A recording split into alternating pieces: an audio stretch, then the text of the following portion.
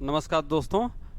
मैं आलोक सिंह आपको coaching junction के प्लेटफॉर्म से प्रणाम करता हूं, नमस्ते करता हूं। यह उम्मीद करता हूं कि आप लोग स्वस्थ होंगे, मस्त होंगे और पढ़ाई लिखाई का भी कार्यक्रम आपका अच्छे से चल रहा होगा। ठीक है ना? तो बार बार कहता हूं कि जब कोई आपदा आती है, ऐसी कोई परिस्थिति आती है कि जब यह लगे कि हमारे जीवन को थोड़ा सा एक गतिरोध उत्पन्न हो जाए, तो यह जरूर समझना चाहिए कि कहीं न कहीं इसी में से निकल करके और हमें एक अवसर तलाशना है। ठीक है ना? तो चलिए, ऑफलाइन नहीं सही तो ऑनलाइन के माध्यम से आप लोग कम से कम साथ जुड़े हुए हैं और मैं भी अपनी क्षमता के अनुसार जो भी संभव है आप लोगों के साथ शेयर करने की कोशिश कर रहा हूँ। आप लोग जुड़े रहिए और लोगों को भी जोड़ते रहिए, लाइक कराइए, शेयर कराइए। तो एक तरीके से हम आप जुड़े हैं तो निश्चित रूप से दायित्व भी होता है कि संस्था हमारी आगे बढ़े। तो मेरी तो जिम्मेदारी है, यह पूरे टीम की जिम्मेदारी है। ठीक है ना? साथ साथ आप लोग भी उस टीम के पार्ट हैं क्योंकि आप इससे जुड़े हुए हैं। तो हम सब मिल करके साथ साथ इस संस्था को आगे बढ़ाया जाए और पढ़ाई लिखाई के कार्यक्रम को भी सुनिश्चित किया जाए कि और अच्छा कुछ होता रहे। ठीक है? तो चलिए, हम लोग पढ़ रहे थे संविधान के अंतर्गत हम लोग आज जिस भाग को शुरू करने वाले हैं वह है भाग 17। तो भाग 17 जिसके अंतर्गत आप देख रहे हैं भाषा, क्या दिया हुआ है? भाषा, राजभाषा। ठीक है ना? तो राजभाषा, या जिससे इंग्लिश में क्या कहा जाता है? Official language. क्या कहा जाता है? Official language. तो इस ऑफिशियल लैंग्वेज के विषय में आज पढ़ना है। ठीक है ना? ऑफिशियल लैंग्वेज के विषय में पढ़ना है। तो आप यहां पर देखिए, कहता है कि संघ की एक राजभाषा होगी, संघ की राजभाषा होगी। तो अनुच्छेद 343 क्या कह रहा है? कहता है कि संघ की राजभाषा हिंदी होगी। क्या होगी? हिंदी। संघ की राजभाषा हिंदी होगी एवं लिपि स्क्रिप्ट जिसे कहा जाता है वह है देवनागरी होगी, देवनागरी। ठीक है ना? तो इसके साथ साथ अगर आपसे पूछा जाए कि देवनागरी लिपि का वर्णन कहाँ पर किया गया है, तो आप देख सकते हैं इस लिपि का वर्णन, देवनागरी लिपि का, देवनागरी लिपि का वर्णन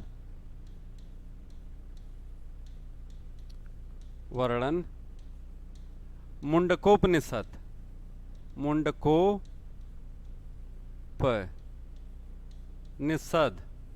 में किया गया है। यह आपसे पूछा जाता है, आपके एग्जाम में पूछा जाता है कहां पर इसका वर्णन किया गया है। तो आंसर क्या है? मुंडकोपनिषद में इसका वर्णन किया गया है। ठीक है ना? तो इस चीज को आपको ध्यान देना है। तो क्या कहता है कि संघ की राजभाषा होगी हिंदी, लिपि क्या होगी उसकी? देवनागरी होगी। तो देवनागरी लिपि का वर्णन कहां पर किया गया है? तो कह रहा है मुंडकोपनिषद के अंतर्गत इसका वर्णन किया गया है। ठीक है ना? यह चीज अनुच्छेद 343 के अंतर्गत आपको दी गई है। ठीक है? तो आगे थोड़ा सा हम लोग देखते हैं। आगे क्या कह रहा है कि 344 के अंतर्गत राजभाषा के संबंध में आयोग और संसद के समेत, राजभाषा के संबंध में आयोग और संसद के समेत। ठीक है ना? तो कह रहा है कि यथाशीघ्र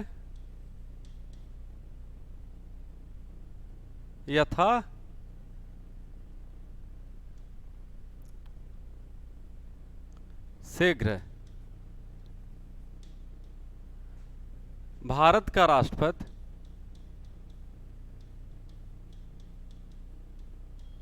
यथाशीघ्र भारत का राष्ट्रपति एक राजभाषा आयोग, राजभाषा आयोग का गठन करेगा, का गठन करेगा। ठीक है ना। तो कब करेगा? कहता है कि संविधान लागू होने के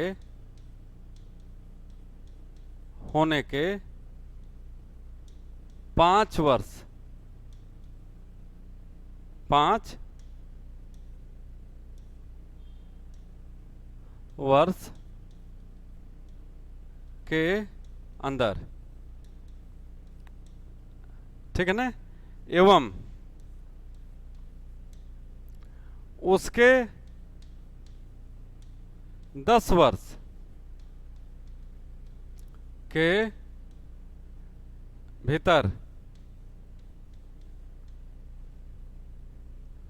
उसके 10 वर्ष के भीतर जो है राजभाषा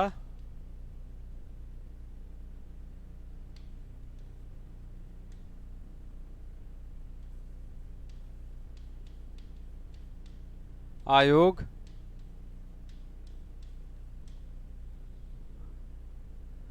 की सिफारिश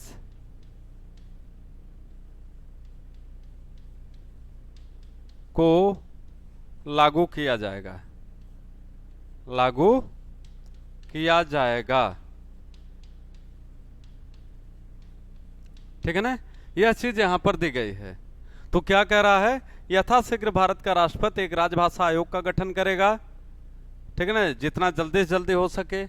ठीक है। तो टाइम दिया गया है संविधान लागू होने के 5 वर्ष के भीतर एवं उसके 10 वर्ष के भीतर राजभाषा आयोग की सिफारिश को लागू किया जाएगा।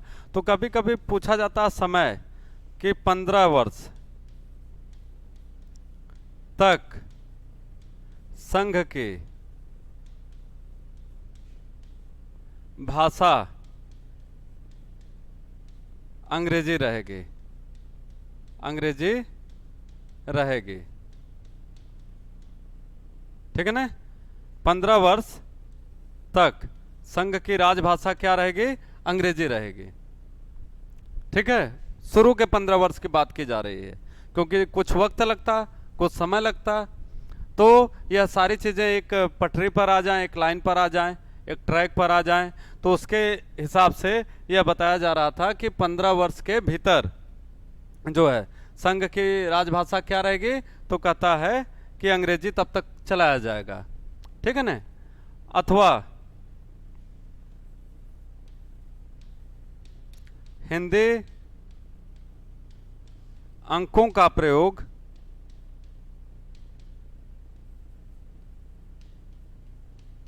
अंग्रेजी में किया जाएगा, किया जाएगा। ठीक है ना।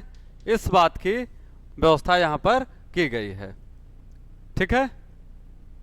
तो आप आराम से समझ सकते हैं कि यथाशीघ्र भारत का राष्ट्रपति एक राजभाषा आयोग का गठन करेगा संविधान लागू होने के 5 वर्ष के अंदर एवं उसके 10 वर्ष के भीतर, मतलब 5 वर्ष के बाद अगला 10 वर्ष का टाइम दिया गया है। ठीक है ना, जिसमें राजभाषा आयोग की सिफारिश को लागू किया जाएगा। तो कुल मिलाकर के यहाँ लास्ट में क्या कह दिया कि 15 वर्ष तक संघ की राजभाषा क्या रहेगी? अंग्रेजी रहेगी, जब तक कि कोई उपबंध न हो जाता। ठीक है ना।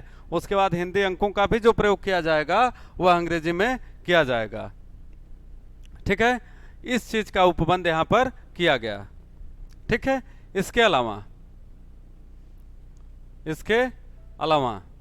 आप देखिए क्या दिया गया है। कहता है राजभाषा आयोग की रिपोर्ट की जांच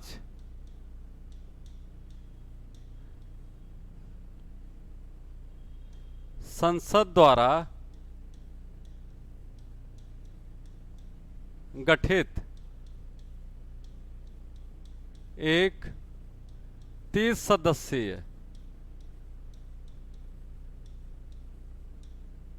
समिति के द्वारा किया जाएगा, किया जाएगा। लाइन ध्यान से देखते जाइएगा। कह रहा है कि राजभाषा आयोग की रिपोर्ट की जांच संसद द्वारा गठित एक 30 सदस्यीय समिति के द्वारा किया जाएगा। प्रश्न भी है, उत्तर भी है इसका। कौन करेगा राजभाषा आयोग की रिपोर्ट की जांच? संसद द्वारा गठित एक 30 सदस्यीय समिति। संसद द्वारा गठित एक 30 सदस्यीय समिति यह जो है राजभाषा आयोग की रिपोर्ट की जांच करेगी। ठीक है ना, यह चीज यहां पर दिया गया है। तो राजभाषा समिति में संसद के लोकसभा के 20 सदस्य एवं राज्यसभा के 10 सदस्य शामिल होंगे, शामिल होंगे। ठीक है ना। तो यह सीधे सीधे क्या कह रहा है कि राजभाषा के संसदीय समिति, संसदीय समिति में 30 सदस्य होंगे। कुल ऊपर लिखा गया है 30 सदस्य होंगे। तो इन 30 सदस्यों में कह रहा है कि 20 कहां के होंगे? लोकसभा के 20 सदस्य। क्या कह रहा है? लोकसभा के 20 सदस्य होंगे और राज्यसभा के 10 सदस्य। यह चीज आपको याद रखनी है। ठीक है ना। यह चीज आपको हमने कहा याद रखनी बहुत इंपॉर्टेंट है। ठीक है ना। साथ ही साथ आपसे प्रश्न पूछा जाता है, यह लोक सेवा आयोग के एग्जाम में आया हुआ भी है कि राज भाषा आयोग के गठन का उपबंध किस अनुच्छेद में किया गया है? किस अनुच्छेद में किया गया है? ठीक है ना। तो आंसर आपका होगा, आंसर इसका है अनुच्छेद 344 के अंतर्गत, 344 के अंतर्गत। ठीक है ना। तो बहुत सारी चीजें आप देख रहे हैं कि इसमें क्लियर हो गई। और आपके ज्यादातर प्रश्न जो है यहां से पूछे जाते हैं, जो अगर इस भाग से, भाग 17 से जब पूछा जाता है तो इसको जरूर पूछता है। अगर डिटेल में जाएगा तो संसद की समितियां पूछ देगा जो राजभाषा आयोग पर हैं, तो वह भी आपको बता दिया गया। ठीक है ना। प्रथम राजभाषा आयोग का गठन कब किया गया, कौन अध्यक्ष हैं, तो उसको जो है आप देख लीजिए कि कौन अध्यक्ष हैं, उसके कब गठित किया गया। तो आपको इसका सीधा सा आपको ध्यान देना है कि राजभाषा आयोग के अध्यक्ष बीजी खेर साहब थे और 1955 में इसका गठन किया गया। प्रथम राजभाषा आयोग का गठन 1955 7 जून, तारीख भी है 7 जून 1955 को किया गया। ठीक है। इसके अध्यक्ष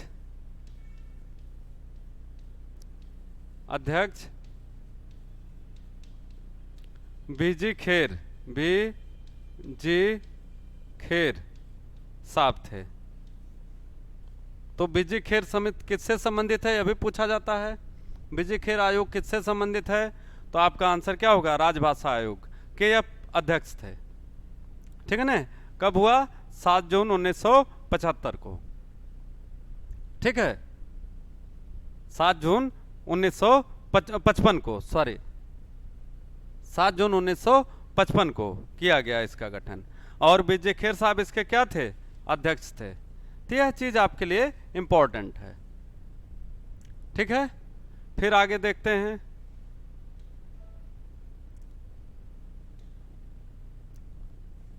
राजभाषा आयोग के कार्य, राजभाषा आयोग के कार्य क्या क्या कार्य हैं।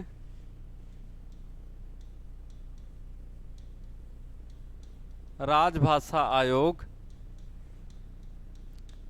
हिंदी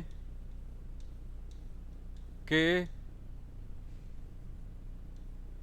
प्रचार प्रसार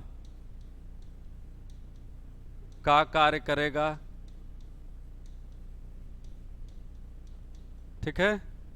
दूसरा, अन्य क्षेत्रीय भाषाओं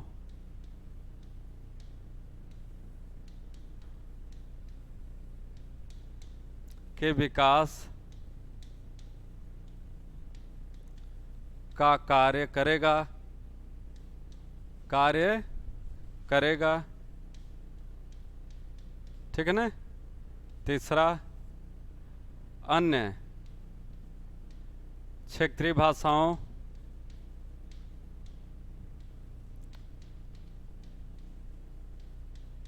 को अनुसूची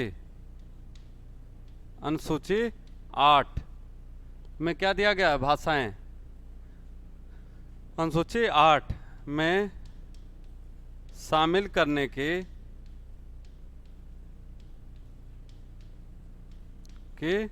सिफारिश करेगा, सिफारिश करेगा। ठीक है ना।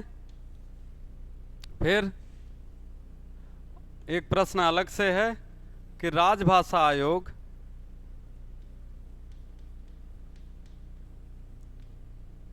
इसको अलग से बता देते हैं आपको। कहता है कि राजभाषा आयोग में एक अध्यक्ष एवं अन्य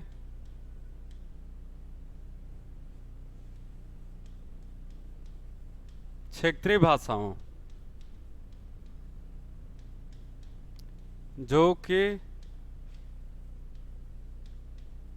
जो अनुसूची 8 में वर्णित हैं। तो 22 भाषाएं हैं, 22 भाषा यहाँ पर अनुसूची 8 में, ठीक है ना, वर्णित हैं। में से कुछ सदस्य शामिल होंगे। ठीक है ना। यह चीज यहां पर दी गई है दोस्तों। तो आपको देखा आपने कि अनुच्छेद 344 के अंतर्गत बहुत सारी चीजें दी गई हैं। ठीक है ना। तो इस चीज को आपको बड़े केयरफुली समझना है। फिर कहता है राजभाषा आयोग की नियुक्ति कौन करता है, गठन कौन करता है। तो राजभाषा आयोग का गठन भारत का राष्ट्रपति करेगा। राजभाषा आयोग का गठन भारत का राष्ट्रपति करेगा। ठीक है ना। कौन करेगा, भारत का राष्ट्रपति। यह चीज भी आपको ध्यान देनी है। तो जो भी महत्वपूर्ण चीजें थी वह सब आपको यहां पर बताई जा चुकी हैं। ठीक है। अनुच्छेद 344 से संबंधित जो चीजें हैं। तो आगे चला जाए।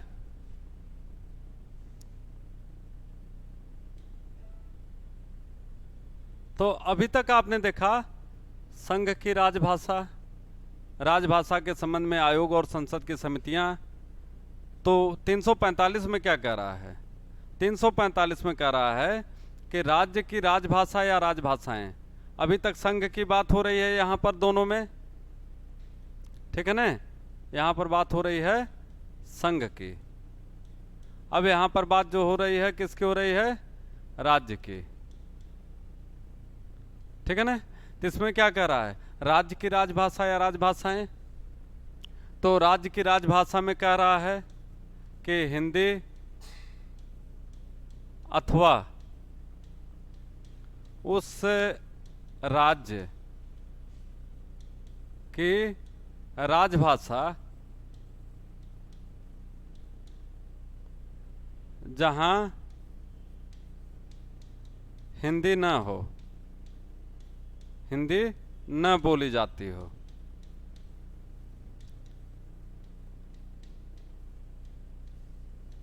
ठीक है ना? जैसे हम तमिलनाडु की बात कर लेते हैं, हम बात कर लेते हैं केरला की, हम बात कर लेते हैं आंध्रा की, तेलंगाना की बात कर लेते हैं, नॉर्थ ईस्ट की बात कर लेते हैं। तो वहाँ पर क्या कह रहा है कि हिंदी अथवा उस राज्य की राजभाषा जहाँ हिंदी न बोली जाती हो, ठीक है ना? तो वहाँ पर कामकाज होंगे किसमें? हिंदी अथवा उस राज्य की भाषा में।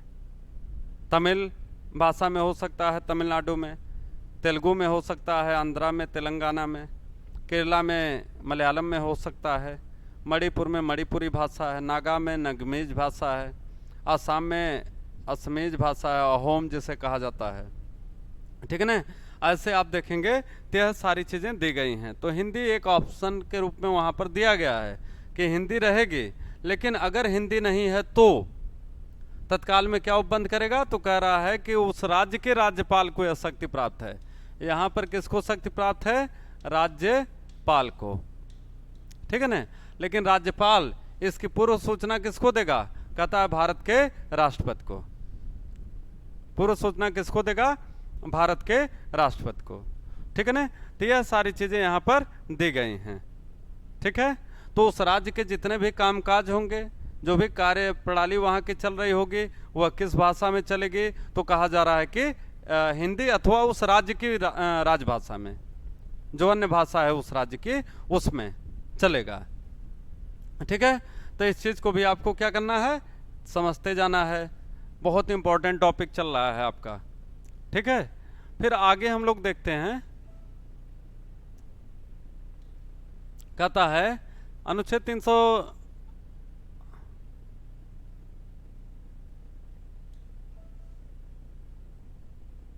अनुच्छेद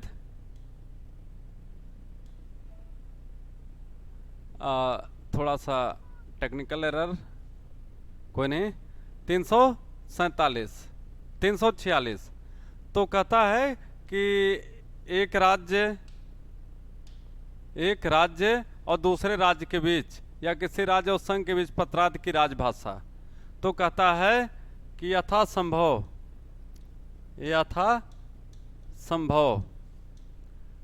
एक राज्य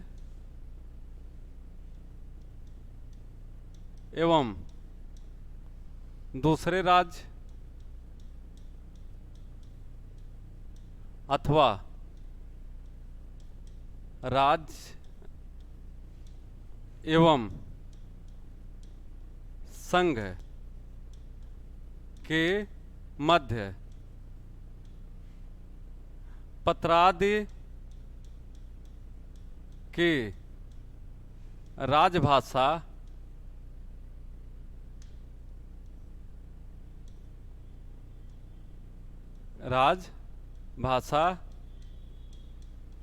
हिंदी होगी, ठीक है? किंतु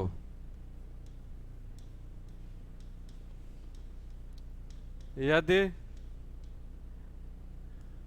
वहाँ हिंदी न बोली जाती हो, हिंदी लोकप्रिय न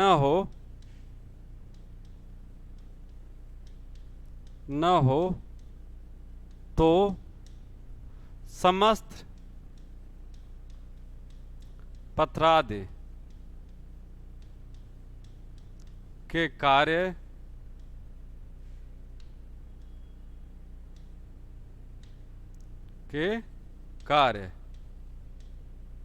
अंग्रेजी भाषा में होंगे। किसमें? अंग्रेजी भाषा में होंगे।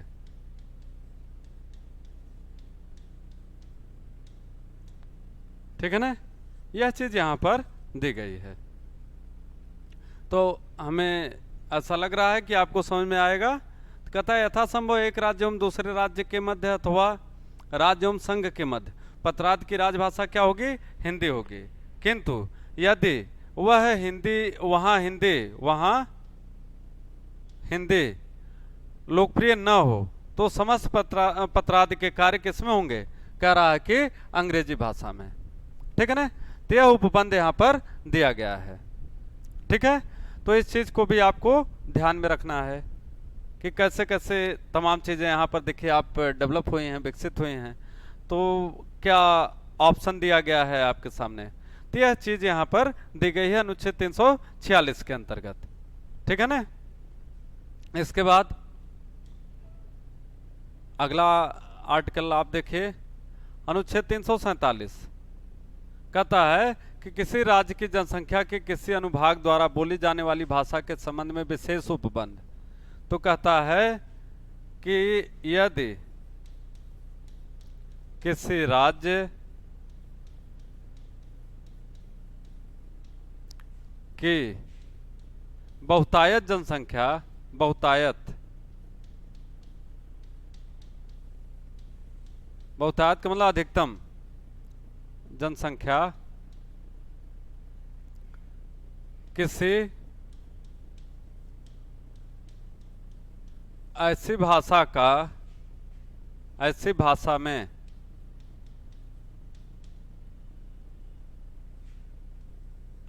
अपने कार्य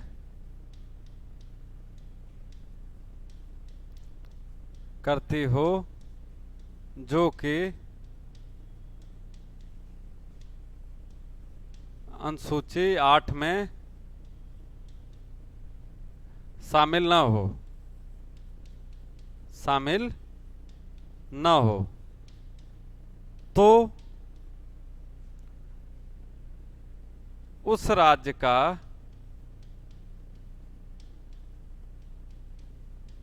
राज्यपाल राष्ट्रपति की अनुमति से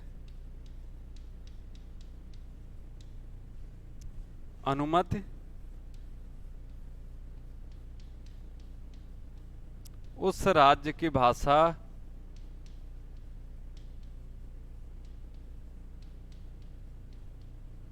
का प्रयोग कर सकती है। ठीक है ना? या तो एक चीज हुई, कहता है यदि किसी राज्य की बहुतायत जनसंख्या किसी ऐसी भाषा में अपने कार्य करती हो जो कि अनुसूची 8 में शामिल न हो तो उस राज्य का जो राज्यपाल होगा वह राष्ट्रपति के अनुमति से उस राज्य की भाषा का प्रयोग कर सकती है। तो यहाँ पर यह भी उपबंध किया गया है कि ऐसी भाषा को अनुसूची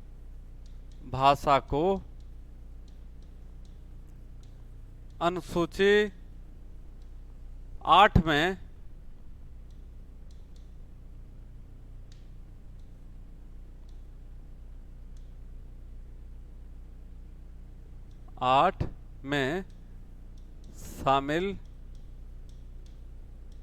किया जा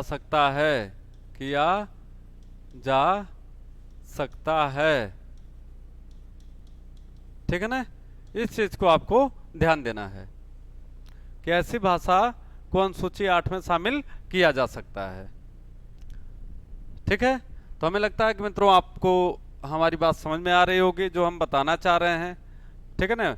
तो बहुत सारे ऐसे राज्य हैं जहां पर हिंदी अथवा अंग्रेजी का प्रयोग नहीं होता है, उस राज्य की भाषा का प्रयोग होता है। तो जहां पर जो है तो अगर वह अनुसूची 8 में नहीं भी शामिल है, 22 भाषाओं में नहीं भी शामिल है, तो भी वहां के कार्य उस भाषा में हो सकते हैं जो उस राज्य में प्रचलित हो।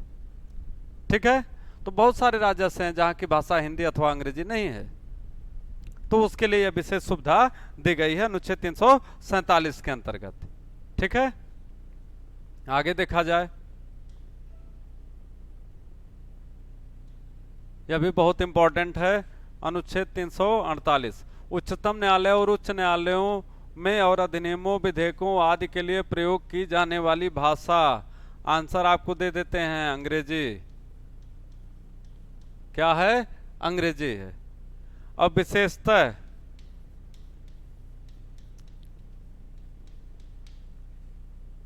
सुप्रीम कोर्ट,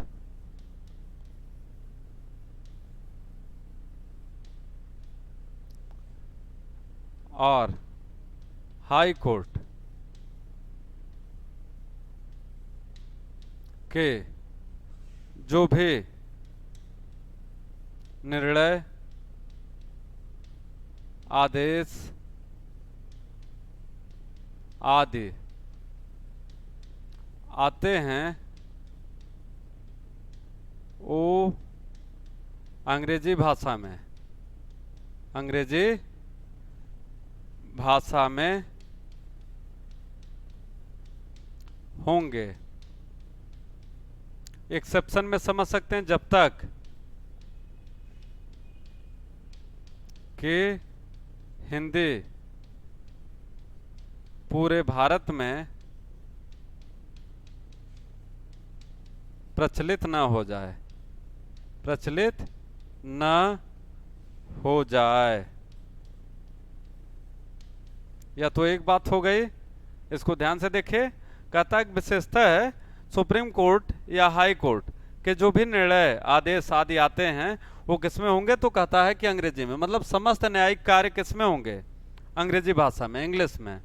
ठीक है ना, जब तक कि हिंदी पूरे भारत में प्रचलित न हो जाए। यह बड़ी स्पष्ट लाइन यहाँ पर बताई गई है। ठीक है, तो इस चीज का भी आपको क्या करना है, ध्यान देना है।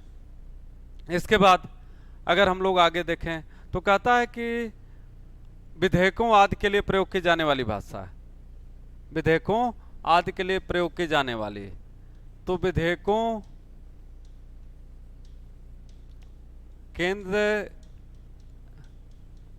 की एवं राज्य की विधायिका की बात हो रही है। ठीक है ना, केंद्र एवं राज्य की विधायिका के विषय में बात हो रही है। तो कह रहा है कि विधेयकों को अंग्रेजी, हिंदी अथवा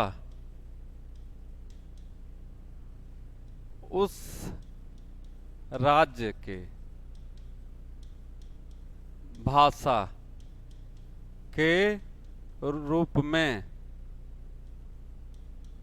प्रस्तुत किया जा सकता है, किया जा सकता है। ठीक है ना, लेकिन प्रेफरेबली यहाँ किसकी बात हो रही है, अंग्रेजी की। इसको महत्व ज्यादा दिया गया है। ठीक है ना, वह इसलिए दिया गया है क्योंकि अंग्रेजों के समय में यहाँ के समस्त कार्य किसमें होते हैं, ज्यादातर अंग्रेजी में होते थे। तो अंग्रेजी का प्रचार प्रसार ज्यादा हो गया था। तो हमारी जो अपनी भाषाएं थी कहीं न कहीं उनका प्रचार प्रसार बहुत ज्यादा नहीं हो पाया था। तो यहाँ पर 3 ऑप्शन है आपके, preferably English as the first option, second Hindi, and third can be the local language. ठीक है ना, जो उस राज्य के नागरिकों के द्वारा बोली जाती है या प्रयुक्त की जाती है। लेकिन हाई कोर्ट और सुप्रीम कोर्ट के लिए कह रहा है क्या, अंग्रेजी। ठीक है ना, या हिंदी में भी इनके कार्य किए जा सकते हैं, जहां पर जिन जगहों पर जो है ऐसा प्रयोग होता है, हिंदी का प्रयोग होता है। लेकिन सुप्रीम कोर्ट में इसलिए हिंदी का प्रयोग नहीं किया जा रहा है, बहुत सारे न्यायाधीश ऐसे होते हैं जो ऐसे राज्यों से आते हैं, मान लीजिए कोई तमिलनाडु का है, कोई मणिपुर का, कोई केरला का, कोई सिक्किम का, उसे हिंदी ना आती हो, तब ऐसी स्थिति में उसके सामने समस्या खड़ी होती है। ठीक है ना, तो उसको ध्यान में रखते हुए अंग्रेजी को ही वहां पर ऑप्शन के रूप में स्थापित किया गया है। ठीक है, आगे चला जाए।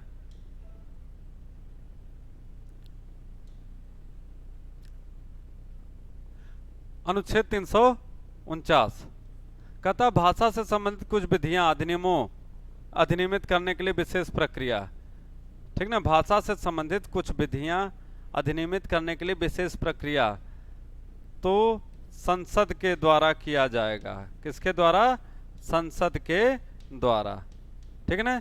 जो भी विधि बनेगी, जो अधिनियमित करने के लिए जो विशेष प्रक्रिया है, वह संसद में मताधिकार के बाद संसद की प्रक्रिया के अनुरूप जैसे किया जाता है वैसे ही उसका उपबंध किया जाएगा। तो यहाँ पर यह चीज आपको ध्यान देना है, ठीक है। तो संसद का विशेषाधिकार है कि वो भाषा से संबंधित जो भी मामले हैं उनके विषय में निर्णय ले। विधि बनाने का अधिकार किसके पास है? संसद के पास है। इसलिए यहाँ पर इतनी ही चीज आपको ध्यान देनी है। आगे देख लिया जाए।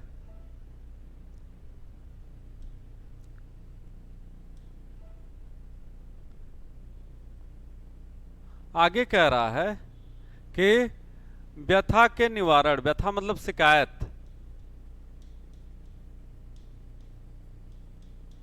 या जिसे कहते हैं ग्रीवेंसेज, ग्रीवेंसेज, ठीक है ना। ग्रीवांस सेल में आप जाते हैं ना शिकायत प्रकोष्ठ में, तो व्यथा के निवारण के लिए अभ्यावेदन में प्रयोग की जाने वाली भाषा, ठीक है ना। कोई अधिकारी हो, कोई कर्मचारी हो, कोई शिक्षक हो, जब वह अपनी शिकायत करेगा तो किस भाषा में करेगा? तो कहता है अंग्रेजी, हिंदी अथवा अपनी मातृभाषा में। अगर उसे और भाषा नहीं आती है तो अपनी मातृभाषा में, या अनुसूची 8 में वर्णित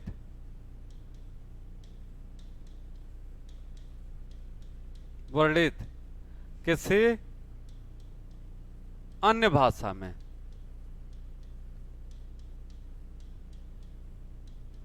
ठीक है ना। इस चीज का ध्यान आपको देना है। अंग्रेजी, हिंदी अथवा अपनी मातृभाषा में, या अनुसूची 8 में वर्णित किसी अन्य भाषा में वह अपनी शिकायत, वह अपना जो व्यथा है उसके निवारण हेतु अभ्यावेदन, एप्लीकेशन, प्रत्यावेदन दे सकता है, ठीक है ना। तो यह चीज यहां पर बताई गई है। आगे देखिए, कह रहा है कि 350 का प्राथमिक स्तर पर मातृभाषा में शिक्षा, यह बेसिकली बात हो रही है कि अल्पसंख्यक और अल्पसंख्यक का तात्पर्य यहाँ भाषाई अल्पसंख्यक से है। किससे? भाषाई अल्पसंख्यक, ठीक है ना। तो कहता है कि उन्हें यह अधिकार होगा कि वह अपनी मातृभाषा में शिक्षा ले सकें। कब तक? प्राथमिक स्तर पर, ठीक है ना। तो 1 से 8 तक की शिक्षा की बात यहाँ पर हो रही है। तो वह किस में ले सकते हैं? कहता है वह अपनी मातृभाषा में ले सकते हैं, जो उनकी अपनी भाषा है। आगे अनुच्छेद 350 ख में कह रहा है भाषाई अल्पसंख्यक वर्गों के लिए विशेष अधिकारी। तो इसके लिए एक अधिकारी भारत के राष्ट्रपति के द्वारा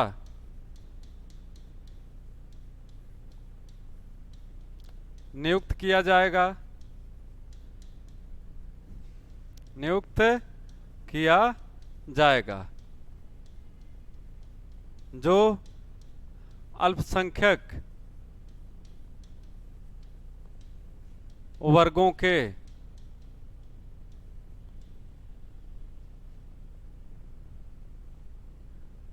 हितों, यहां तात्पर्य है भाषा के विकास, भाषा के विकास से,